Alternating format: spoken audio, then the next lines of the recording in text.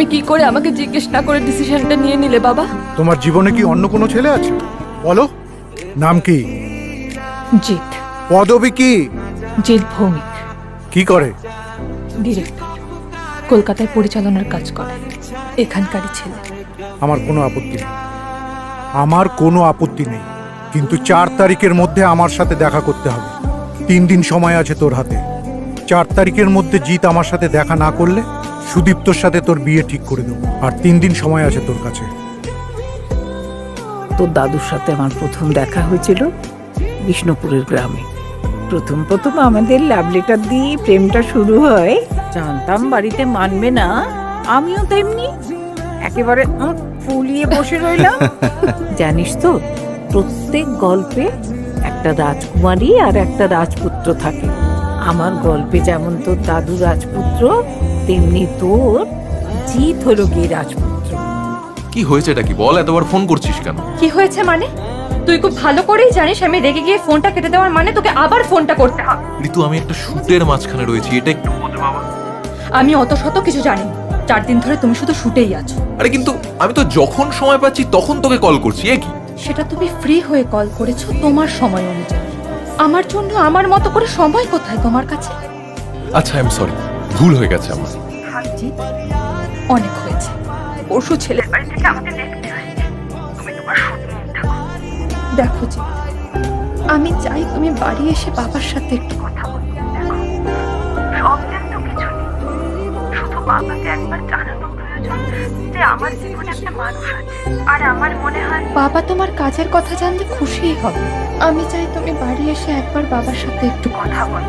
ঋতু, আমায় শুটটা শেষ করতে হবে। আলো,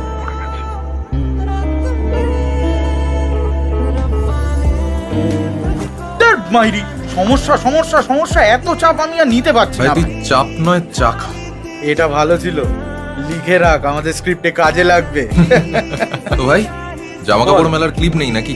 আর বলিস না ভাই, আমরা যারা এই কাজটা নিয়ে ব্যস্ত থাকি, এই যে পার্সোনাল লাইফ প্রফেশনাল লাইফ, মানে আমি না ঠিক কিরম জানি ব্যালেন্স করতে পারছি না। অনেক ভাই, তো সব ভালো জানিস তো, খালি একটা জিনিস খুব খারাপ। কি? মানছি আমাদের খুব চাপ, তাহলে তুই একটা জিনিস ভেবে দেখতো যে এই যে সারাদিন আমরা বাইরে ছিলাম, তোর মা বাদে কি আর কেউ তোকে জিজ্ঞেস করেছে যে তুই খেয়েছিস কি খাসনি? না। মানছি যে খারাপ লাগা থাকে, ভালো লাগা থাকে, তো মায়েরা তো মাই হয়। দেখ, এবার আমরা যে ধরনের কাজ করি যে আমাদের সারাক্ষণই বাইরে থাকতে হয়, আমরা নিজেরাই জানতে পারি না যে আমরা খাবো কখন, স্নান করা কখন, ভুলে যাই সবকিছু।